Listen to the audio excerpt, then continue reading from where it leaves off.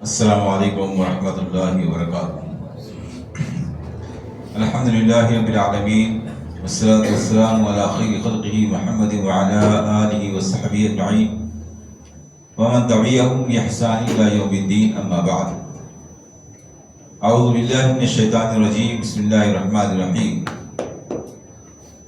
وذکر فإن الذکرى تنفع المؤمنین۔ تمام قسم کی تعریفات اللہ رب العالمین کے لیے اور بے شمار درود و سلام اس کے تمام انبیاء اور رسول کے لیے۔ محترم سامعین اور معزز خواتین، جیسا کہ آپ کو معلوم ہے کہ دروس کی ترتیب یہ ہے کہ ایک دن انشاءاللہ العزیز قرآن کریم کی تفسیر ہوگی اور دوسرے دن حدیث جبرائیل کی شرح کی جائے گی۔ کل آپ کے سامنے سورہ فاتحہ کی تفسیر ہوئی، آج انشاءاللہ العزیز حدیث جبرائیل کے تعلق سے گفتگو کی جائے گی۔ حدیث جبرائیل کیا ہے؟ جس طریقے سے سورہ فاتحہ کے سلسلے میں نے ذکر کیا تھا کہ اس کا ایک نام ام الکتاب اور ام القرآن ہے، یعنی سورہ فاتحہ پورے قرآن کریم کا نچوڑ، خلاصہ اور مغز ہے۔ ایسے ہی حدیث جبرائیل کو ام السنہ کہا گیا ہے، یعنی تمام احادیث کا خلاصہ اور نچوڑ ہے۔ یہی حدیث جبرائیل ہے کہ جس کو تقریباً تمام محدثین نے ایمان اور عقیدے کے چیپٹر میں سب سے پہلے ذکر کیا ہے، جو کئی صحابہ کرام سے مروی ہے، جس میں جبریل امین علیہ السلام کے ایک انسانی شکل میں آ کر اللہ کے رسول صلی اللہ علیہ وسلم سے کچھ سوال کرنے کا اور پھر رسول اکرم صلی اللہ علیہ وسلم کے جواب دینے کا تذکرہ ہے۔ اس حدیث کا پس منظر یہ ہے کہ اللہ کے رسول صلی اللہ علیہ وسلم نے ایک موقع پر صحابہ کرام سے ان کے شوق کو دیکھتے ہوئے یا بہت زیادہ سوالات کو دیکھتے ہوئے فرمایا، سلونی، آپ مجھ سے جو پوچھنا چاہتے ہو پوچھو۔ اللہ کے رسول صلی اللہ علیہ وسلم کا یہ جملہ سن کر صحابہ کرام ڈر گئے۔ ان کو لگا کہ شاید اللہ کے رسول صلی اللہ علیہ وسلم ہمارے بہت زیادہ سوال کرنے کی وجہ سے ناراض ہیں، اس لیے صحابہ کرام نے سوال کرنا بند کر دیا۔ لیکن دین کو سیکھنے کا شوق اور جذبہ اتنا تھا کہ اندر سے ایک چاہت امڑ رہی تھی، یہ خیال، یہ جذبہ پیدا ہو رہا تھا کہ کسی طریقے سے آپ صلی اللہ علیہ وسلم سے کوئی آ کر کے سوال کرتا تو مجھے دین کی بہت سی باتیں معلوم ہو جاتی۔ ان کی یہ چاہت تھی کہ شاید کوئی دیہاتی آدمی آ جائے، اجنبی آدمی آ جائے، جس کو یہ معلوم نہ ہو کہ اللہ کے رسول صلی اللہ علیہ وسلم نے سوال کرنے پر ناراضی ظاہر کی ہے، اور وہ آ کر کے اللہ کے رسول صلی اللہ علیہ وسلم سے کچھ پوچھتا، کچھ سوال کرتا تو ہمیں بھی بہت سی باتیں معلوم ہو جاتی۔ دراصل ہوتا یہ ہے کہ دروس میں یا خطبات میں یا تقریروں میں بہت سی باتیں ایسی نہیں آ پاتی ہیں جو سوال جواب کی نشست میں آ جایا کرتی ہیں۔ اسی لیے صحابہ کرام چھوٹے چھوٹے سوالات، چھوٹی چھوٹی چیزوں کے بارے میں معلومات حاصل کیا کرتے تھے۔ اللہ رب العالمین نے صحابہ کرام کی شوق کو دیکھ کر کے جبریل امین علیہ السلام کو انسانی شکل میں نبی اکرم صلی اللہ علیہ وسلم کے پاس بھیجا۔ آپ جانتے ہیں کہ جس طریقے سے جن و شیاطین مختلف شکلیں تبدیل کر سکتے ہیں، ایسے فرشتوں کو بھی اللہ رب العالمین نے طاقت دی ہے کہ وہ مختلف قسم کی شکلیں تبدیل کر سکتے ہیں۔ چنانچہ جبریل امین علیہ السلام نبی اکرم صلی اللہ علیہ وسلم کے ساتھ سامنے آپ کے پاس مختلف انداز میں، کبھی فرشتے کی اصلی شکل میں تشریف لایا کرتے تھے، اور ایسا صرف 2 مرتبہ ہوا۔ آپ کی پوری نبوی زندگی میں صرف 2 مرتبہ ایسا ہوا کہ جبریل امین اپنی اصلی شکل میں نبی اکرم صلی اللہ علیہ وسلم کے سامنے آئے۔ ایک اس وقت شروع کے زمانے میں جب آپ صلی اللہ علیہ وسلم غار حرا سے نیچے اتر رہے تھے، نبوت آپ کو مل چکی تھی، سورہ اقرا کی ابتدائی 5 آیات نازل ہو چکی تھی۔ آپ صلی اللہ علیہ وسلم غار حرا سے نیچے اتر کر گھر کی طرف آ رہے تھے کہ آپ صلی اللہ علیہ وسلم نے آسمان کے کناروں پر جبریل امین کو دیکھا، اس حالت میں کہ جبریل امین کے 600 بازو تھے۔ 600 بازو، پر نہیں ہے، بازو۔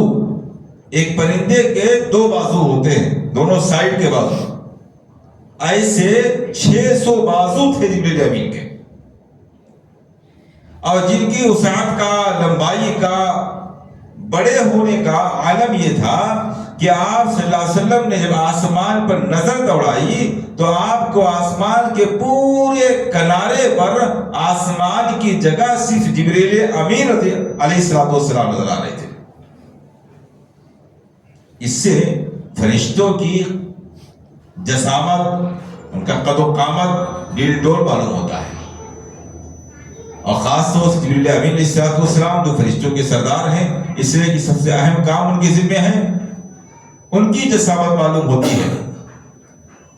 تو ایک موقع تو یہ تھا۔ دوسرا موقع جب اللہ کے رسول صلی اللہ علیہ وسلم معراج کو گئے اور سدرۃ المنتہا کے پاس جبریل امین نے آپ کو چھوڑ دیا کہ اب اس کے آگے فرشتوں کو جانے کی اجازت نہیں ہے، اب آپ تنہا تشریف لے جائیں۔ اس موقع پر بھی جبریل امین علیہ السلام کو اللہ کے رسول صلی اللہ علیہ وسلم نے ان کی اصلی شکل میں دیکھا تھا۔ تو ایک کیفیت تو یہ ہوتی تھی کہ جبریل امین بعض دفعہ اپنی اصلی شکل میں دکھائی پڑے، بعض دفعہ وہ اپنی نورانی کیفیت کے ساتھ آتے تھے، یعنی دکھائی نہیں پڑتے تھے، صرف آپ کو آواز سنائی پڑتی تھی، اور آواز کے ذریعے آپ یقین کے ساتھ معلوم کر لیتے تھے کہ جبریل امین ہے جو آ کر کوئی پیغام دے رہے ہیں، کوئی بات کہہ رہے ہیں۔ جیسا کہ شعبان سے متعلق وہ روایت جو عام طور سے بیان کی جاتی ہے کہ اللہ کے رسول صلی اللہ علیہ وسلم عائشہ رضی اللہ تعالیٰ عنہ کے حجرے میں تشریف فرما تھے، جبریل امین نے آ کر کے آہستہ سے آپ کو آواز دی۔ یہ اس طرح کی اور بہت سی حدیثیں ہیں جن میں نبی اکرم صلی اللہ علیہ وسلم پر وحی کے نازل ہونے کی تفصیلات آئی ہوئی ہیں۔ تیسری شکل یہ ہوتی تھی کہ آپ صلی اللہ علیہ وسلم ایک خاص صحابی، آپ صلی اللہ علیہ وسلم کے ایک خاص صحابی کی شکل میں جبریل امین آیا کرتے تھے، جن کا نام دحیہ کلبی تھا۔ دحیہ کلبی نام کے ایک صحابی تھے، ان کی شکل میں جبریل امین علیہ السلام اکثر آیا کرتے تھے۔ اور چوتھی شکل جو اس حدیث کے اندر پیش آئی کہ بالکل اجنبی آدمی کی شکل میں جبریل امین آتے ہیں۔ مقصد کیا تھا؟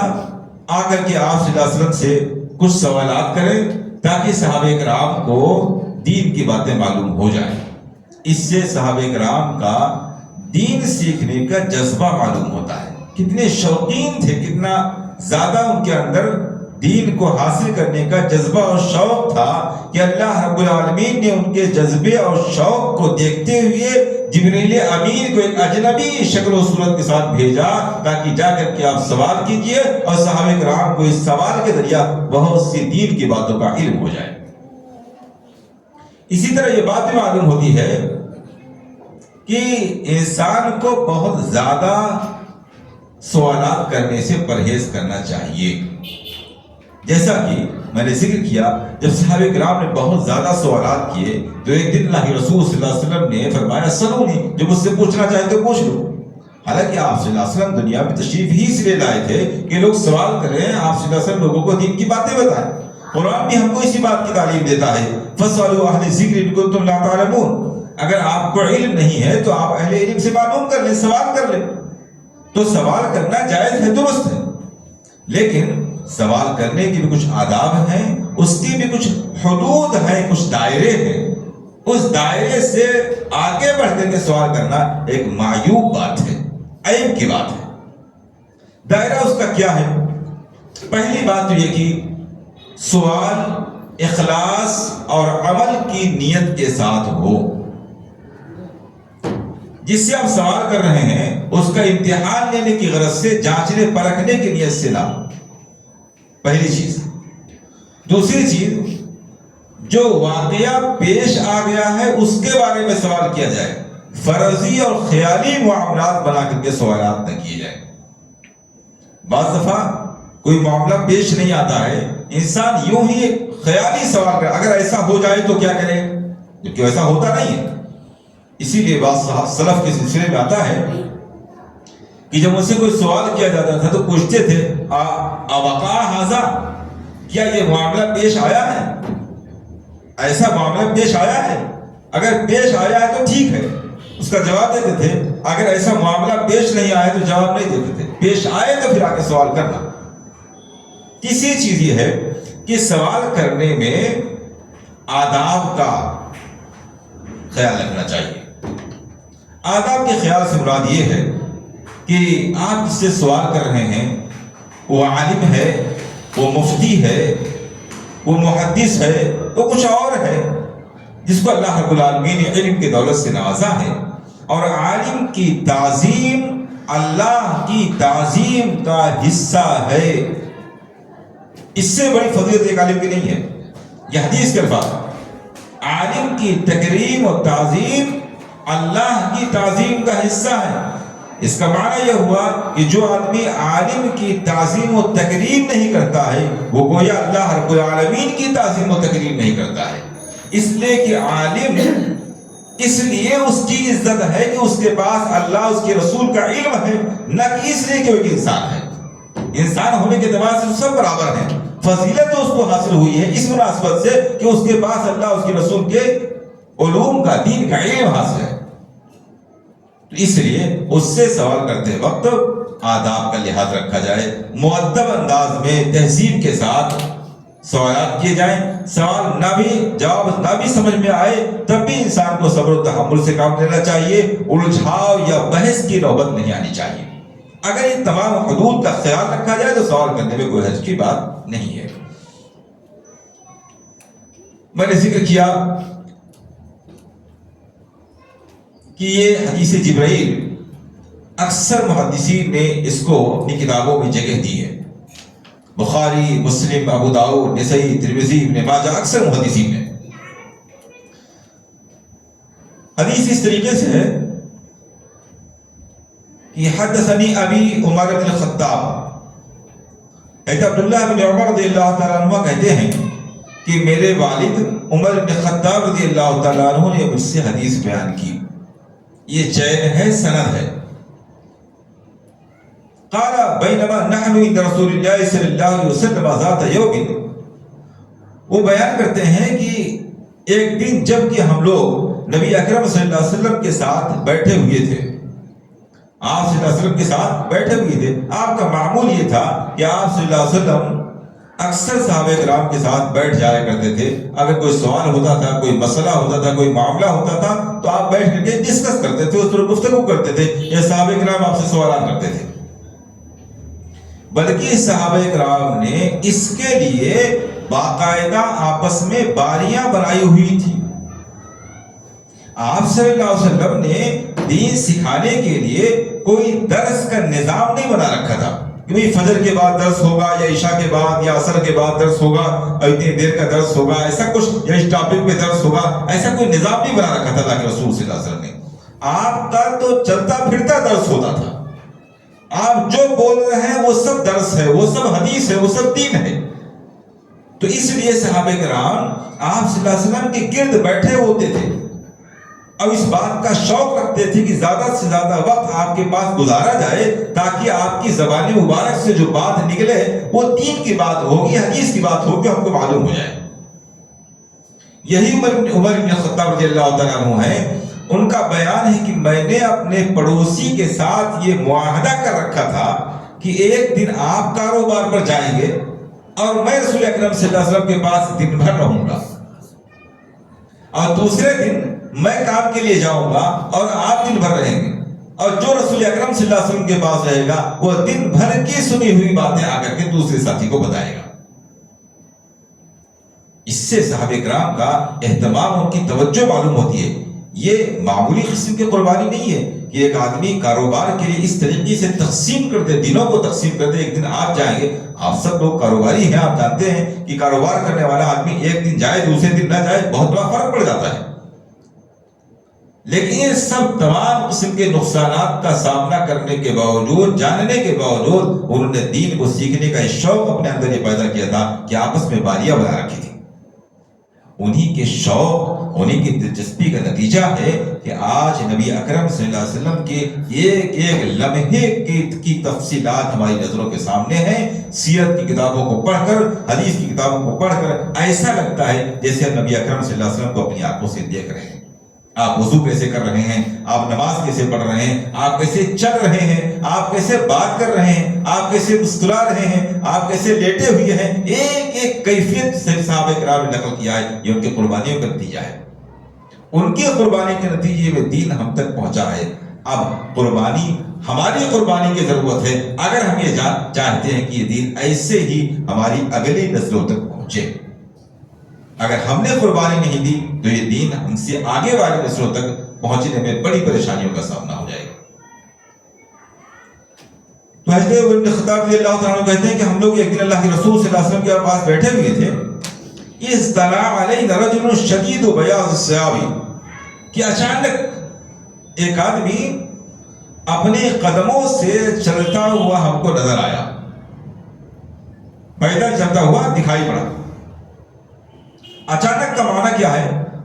اس کے بارے میں ہم کو پہلے سے کوئی اطلاع نہیں تھی، نہ کوئی بہت دور دراز سے اس کو ہم نے آتے ہوئے دیکھا، بلکہ یوں ہی قریب سے ہم نے دیکھا کہ ایک آدمی چلتا ہوا آ رہا ہے۔ ظاہر سی بات ہے جبریل امین کو جہاں چاہے وہ اتر جائیں، وہاں سے چلتے ہوئے آ جائیں، ان کو دور سے چل کے آنے کی کوئی ضرورت نہیں تھی۔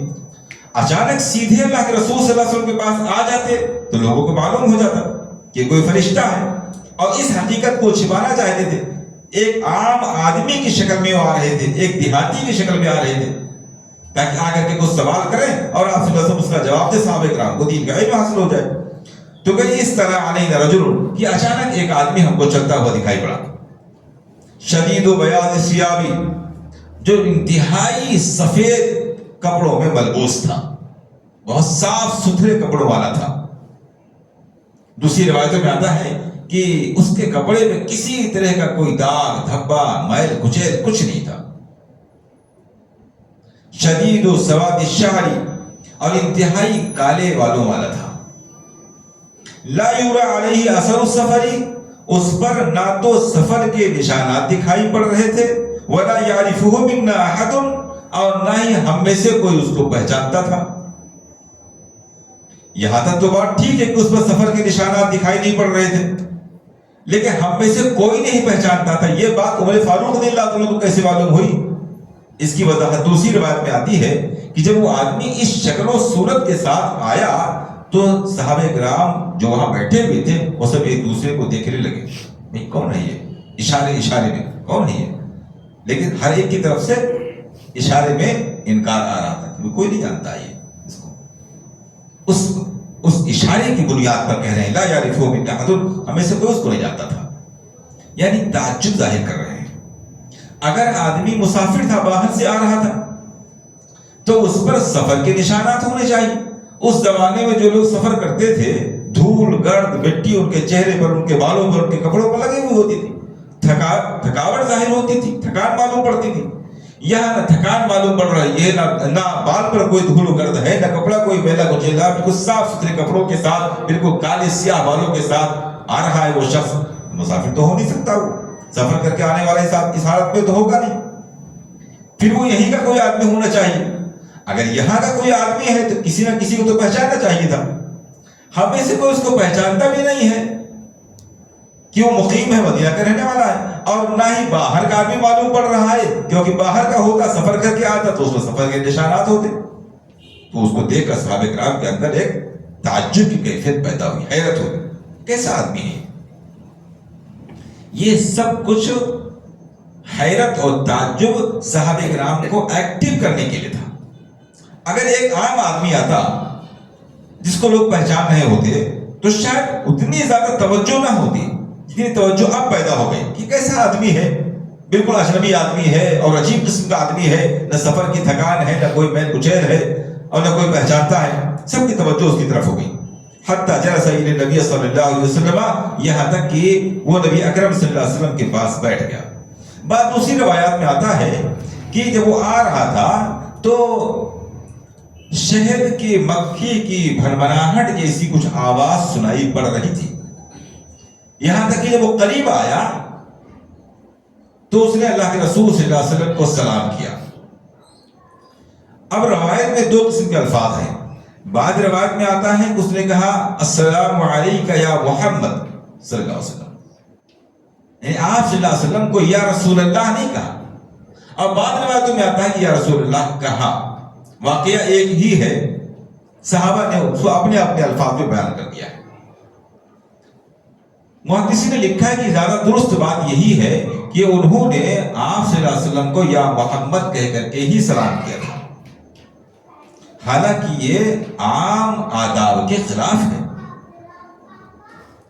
قرآن میں اللہ رب العالمین نے نبی اکرم صلی اللہ علیہ وسلم کے تعلق سے تعلیم دی ہے کہ آپ رسول اکرم صلی اللہ علیہ وسلم کو اس طرح نہ پکاریں، اس طرح مخاطب نہ کریں جس طرح آپس میں دوسرے کو پکارتے ہیں. اے فلاں کر کے جس طرح پکارتے ہیں آپ نام لے کر کے نہ پکاریں، بلکہ آپ صلی اللہ علیہ وسلم کے عہدے اور رتبے کا نام لے کر کے یا رسول اللہ کر کے آپ پکاریں، یا نبی اللہ کر کے پکاریے. آپ چنانچہ صحابہ کرام آپ صلی اللہ علیہ وسلم کو آپ کے نام کے ساتھ نہیں پکارتے تھے، یا رسول اللہ یا نبی اللہ وغیرہ کر کے پکارا کرتے تھے.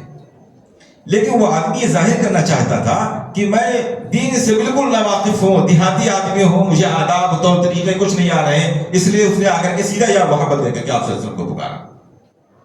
اور عدلوں کیا میں آپ کے قریب آ جاؤں؟ بعض دوسری روایات میں آتا ہے کہ حافظ بن حجر رحمہ اللہ نے صحیح بخاری کی شرح میں لکھا ہے کہ اللہ کے رسول صلی اللہ علیہ وسلم کی حالت یہ تھی، آپ کا تواضع، آپ کی خاکساری یہ تھی کہ آپ صحابہ کرام کے ساتھ اس طرح گھل مل کر بیٹھ جایا کرتے تھے کہ آنے والے اجنبی آدمی کو یہی نہیں معلوم پڑتا تھا کہ ان لوگوں میں سے رسول اللہ صلی اللہ علیہ وسلم کون ہے، اسے آ کر پوچھنا پڑتا تھا. تو بعض دفعہ آداب اور تہذیب کے خلاف کیفیتیں پیدا ہو جایا کرتی تھی. اس لیے صحابہ کرام نے عرض کیا اللہ کے رسول صلی اللہ علیہ وسلم آپ کے پاس باہر سے اجنبی لوگ آتے ہیں جو آپ کو نہیں پہچانتے ہیں اور آپ کے بارے میں ذرا بے تکی انداز میں پوچھتے ہیں کہ آپ محمد کون ہے، یہ اس قسم کے الفاظ بولتے ہیں، تو ہمیں یہ اچھا نہیں لگتا ہے. اگر آپ اجازت دیں تو آپ کے لیے کچھ ایسا انتظام کر دیا جائے کہ آنے والے شخص کو معلوم ہو جائے کہ آپ ہی اللہ کے رسول ہیں. چنانچہ اللہ کے رسول صلی اللہ علیہ وسلم کی اجازت سے آپ صلی اللہ علیہ وسلم کے لیے مٹی کا ایک ذرا اونچا چبوترا بنا دیا گیا تھا جس پر آپ صلی اللہ علیہ وسلم تشریف رکھتے تھے، جس سے آنے والے لوگوں کو معلوم ہو جاتا تھا کہ آپ ہی اللہ کے رسول صلی اللہ علیہ وسلم ہیں. اس سے بات معلوم ہوتی ہے کہ عالم کے لیے یا کسی بڑی شخصیت کے لیے اس قسم کا انتظام کیا جا سکتا ہے جس سے اس کی ایک پہچان رہے اور پوچھنے والا آدمی، ملنے والا آدمی، اس سے کچھ کہنے والا آدمی سمجھ سکے کہ ہم فلاں آدمی سے ملنے جا رہے ہیں اور یہ وہی آدمی ہے. تو نبی اکرم صلی اللہ علیہ وسلم کا تواضع تھا. تو وہ آیا اور اس نے کچھ کہا عدلوں کیا میں آپ کے قریب آ جاؤں؟ آپ صلی اللہ علیہ وسلم نے ہاں آ جاؤ، قریب آ جاؤ. وہ ذرا اور قریب آ گیا، پھر کہا عدلوں اور قریب آ جاؤ. آپ نے فرمایا آ جاؤ، ٹھیک ہے، اور قریب آ جاؤ. اب وہ سوال کرتا گیا قریب آ جاؤ، آپ فرمایا ہاں ٹھیک ہے قریب آ جاؤ. یہاں تک کہ پوچھتے پوچھتے سوال کرتے کرتے وہ نبی اکرم صلی اللہ علیہ وسلم کے بالکل قریب آ گیا. اب ہے تو جبریل امین، لیکن وہ لوگوں کو حیرت و تعجب میں ڈالنے کے لیے اور یہ ظاہر کرنے کے لیے کہ بالکل دیہاتی آدمی ہوں میں، مجھے کچھ آداب طور طریقے معلوم نہیں ہے، حیرت ہو جائے، لوگ کی توجہ پیدا ہو جائے، وہ یہ کیفیت اختیار کر رہے ہیں. یہاں تک کہ نبی اکرم صلی اللہ علیہ وسلم کے بالکل قریب آ گئے. حتی جلس الی النبی صلی اللہ علیہ وسلم، یہاں تک کہ نبی اکرم صلی اللہ علیہ وسلم کے پاس بیٹھ گئے. کتنے قریب بیٹھ گئے؟ فاسند رکبتیہ الی رکبتیہ، اپنے دونوں گھٹنوں کو نبی اکرم صلی اللہ علیہ وسلم کے دونوں گھٹنوں سے لا کر ٹیک دیا. اتنے قریب بیٹھ گئے. حالانکہ یہ آداب کے خلاف تھا. ایک طالب علم کو، ایک صحابی کو عام طور سے اس حالت میں نہیں بیٹھنا چاہیے تھا، لیکن وہ ظاہر کرنا چاہتے تھے کہ مجھے آداب تو طریقے بالکل نہیں آ رہے ہیں. وَوَضَعَ كَفَّيْهِ عَلَى فَخِذَيْهِ، اور اپنی دونوں ہتھیلیوں کو نبی اکرم صلی اللہ علیہ وسلم کی ران پہ رکھ دیا. اپنے ران پہ رکھنے کے بجائے نبی اکرم صلی اللہ علیہ وسلم کی ران پہ لا کر رکھ دیا. وَقَالَ يَا مُحَمَّد، اور اے محمد صلی اللہ علیہ وسلم. یہ سب اجنبیت ظاہر کرنے کے لیے ہے. اگر ذرا سا صحابہ کرام کو شبہ ہو جاتا کہ جبریل امین ہے تو یہ تعجب کی کیفیتیں ختم ہو جاتی. اخبرنی عن الاسلام، آپ مجھے اسلام کے بارے میں بتائیے. نبی اکرم صلی اللہ علیہ وسلم کا یہ تواضع تھا. ایک تعلیم کے لیے، تربیت کے لیے پوری کیفیت اختیار کی گئی تھی. پوری تصویر جو بنائی گئی ہے تعلیم و تربیت کے لیے، اس سے تعلیم ملتی ہے کہ عالم کو چاہیے، استاذ کو چاہیے کہ اگر عوام الناس کی طرف سے بعض دفعہ کچھ آداب کے خلاف کیفیتیں پیدا ہو جائیں، کچھ بے تکی قسم کے سوالات پیدا ہو جائیں، بے تکا طور طریقہ کچھ پیدا ہو جائے، تب بھی ان کے ساتھ نرمی کا معاملہ کیا جائے، شدت و سختی نہ کی جائے، ان کے ساتھ محبت کا معاملہ کیا جائے. بلکہ اللہ کے رسول صلی اللہ علیہ وسلم نے دین کے طالب علموں کے لیے مرحبا کے الفاظ استعمال فرمائے. مرحبا بکم، تمہارے لیے خوش آمدید، ویلکم، آپ آئیے، دین حاصل کرنے کے لیے آپ آئے ہیں، آپ کا ویلکم ہے، آپ کے لیے خوش آمدید ہے.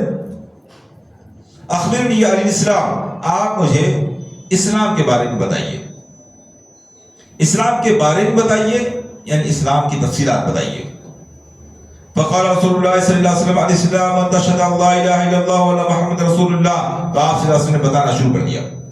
فرمایا اسلام یہ ہے کہ آپ اس بات کی شہادت دیں کہ اللہ رب العالمین کے علاوہ کوئی معبود حقیقی نہیں ہے، اور اس بات کی شہادت دیں کہ محمد صلی اللہ علیہ وسلم رسول اللہ ہیں، اللہ کے رسول ہیں. وتقیم الصلاۃ، اور آپ نماز قائم کریں، دوسری چیز. وتؤتی الزکاۃ، زکات کی ادائیگی کریں، تیسری چیز. وتصوم رمضان، رمضان کا روزہ رکھیں، چوتھی چیز. وتحج البیت ان استطعت الیہ سبیلا، اور آپ خانہ کعبہ کا حج کریں اگر وہاں جانے کی طاقت رکھتے ہیں. 5 چیزیں اللہ کے رسول صلی اللہ علیہ وسلم نے اسلام کے 5 ارکان بیان کیے. اب میں اس کی تفسیر اور شرح بھی نہیں کر رہا ہوں، ایک سرسری نظر ہم حدیث پہ ڈال لیتے ہیں، پھر سے اس کے بعد تشریح کی طرف آتے ہیں. قال صدقت، اس نے کہا آپ سچ کہہ رہے ہیں. آپ صلی اللہ علیہ وسلم نے اس کے سوال کا جواب دیا تو کہہ رہے ہیں سچ کہہ رہے ہیں آپ. فعجبنا له يسأله يصدقه، تو ہمیں بڑی حیرت ہوئی کہ ایک طرف تو سوال کر رہا ہے اور جواب پا کر کے اس کی تصدیق کر رہا ہے. حالانکہ دو میں سے ایک ہی ہوگا، یا تو آدمی کو معلوم ہے تو سوال کیوں کر رہا ہے، اور اگر معلوم نہیں ہے تو اس کی تصدیق کیوں کر رہا ہے. تصدیق تو وہ کرے گا جس کو پہلے سے معلوم ہے اور پوچھے. استاد کو معلوم ہے، شاگرد سے پوچھتا ہے، شاگرد جواب دیتا ہے، دوسرا کے ہاتھ میں ٹھیک جواب دیا. یہ کب بتائے گا استاد کو معلوم ہوتا ہے جواب. تو ہمیں حیرت ہوئی کہ ایک طرف تو جا کر کے سوال کر رہا ہے، پھر آپ صلی اللہ علیہ وسلم کے جواب پر آپ صلی اللہ علیہ وسلم کی بات کی تصدیق کر رہا، ٹھیک کر رہے ہیں، آپ نے صحیح کہا. قال فاخبرنی عن الایمان، پھر دوسرا سوال کرتا ہے کہ ہمیں ایمان کے بارے میں بتائیے. قال ان تؤمن باللہ، اب ایمان کے ارکان اللہ کے رسول صلی اللہ علیہ وسلم بتا رہے ہیں کہ آپ ایمان لائیے اللہ پر، اس کے فرشتوں پر، اس کی کتابوں پر، اس کے رسولوں پر، آخرت کے دن پر، اور تقدیر کے خیر و شر. 6 چیزیں اسلام کے 5 ارکان، ایمان کے یہ 6 ارکان. قال صدقت، اس نے پھر وہی بات ذکر کی، آپ نے درست کہا، ٹھیک ہے آپ کا جواب. قال فاخبرنی عن الاحسان، اس نے کہا مجھے احسان کے بارے میں بتائیے. اب اس کی تشریح کرتے ہوئے انشاءاللہ بتاؤں گا اس کا معنی. قال ان تعبد اللہ کانک تراہ، جواب دیا اللہ کے رسول صلی اللہ علیہ وسلم کہ آپ عبادت اللہ کی اس طرح کیجئے گویا آپ اللہ کو دیکھ رہے ہیں. فإن لم تكن تراه فإنه يراك، اگر آپ اللہ کو نہیں دیکھ رہے ہیں گویا یہ کیفیت آپ کی نہ پیدا ہو سکے، فإنه يراك، تو اس بات کا یقین پیدا کیجئے کہ اللہ رب العالمین آپ کو دیکھ رہا ہے. قال فأخبرني عن الساعة، اس نے پوچھا آپ قیامت کے بارے میں بتائیے، قیامت کب آئے گی. قال بل مسئول عنها بعالم من السائل، آپ صلی اللہ علیہ وسلم نے فرمایا کہ جس سے بھی قیامت کے بارے میں پوچھا جائے گا وہ پوچھنے والے سے زیادہ خبر نہیں رکھتا ہے. آپ نے یہ نہیں فرمایا لا علم لا ادری مجھے اس کا علم نہیں ہے، آپ نے تھیوری بتا دی، ایک اصول بتا دیا. کسی سے بھی فرشتہ، جن، انسان، نبی، ولی، بزرگ، کوئی بھی جس سے بھی قیامت کے واقع ہونے کے بارے میں پوچھا جائے گا، اس کا وقت، زمانہ، تاریخ معلوم کی جائے گی، تو جتنا جیسے پوچھنے والے کو معلوم نہیں ایسے اس کو بھی معلوم نہیں ہوگا جس سے پوچھا گیا ہے. دونوں اس معاملے میں ہمیشہ برابر ہوں گے. من مسئول عنہ بعلم من السائل، جس سے سوال کیا گیا ہے وہ سوال کیے جانے والے شخص سے زیادہ نہیں جانتا، سوال کرنے سے والے سے زیادہ نہیں جانتا. قال فاخبرني عن اماراتها، اس نے کہا کہ ہمیں قیامت کے علامتیں کچھ بتا دیجیے، اس کی نشانیاں کچھ بتا دیجیے. قال ان تلد الامۃ ربتها، آپ صلی اللہ علیہ وسلم فرمایا کہ لونڈی اپنے مالک کو جنے کی پیدا کرے گی. وان تر الحفاۃ العراۃ الاعلى رعاء الشاء، اور آپ ننگے قدم والے اور ننگے جسم والے بکریوں کے چرواہوں کو دیکھیں گے. یتطاولون فی البنیان، وہ بلڈنگیں بنانے میں ایک دوسرے سے فخر کریں گے، ایک دوسرے سے آگے بڑھنے کی کوشش کریں گے. قال ثم انطلق، راوی ہے تو ابن خطاب رضی اللہ تعالیٰ کہتے ہیں اتنا پوچھا اور وہ چلا گیا.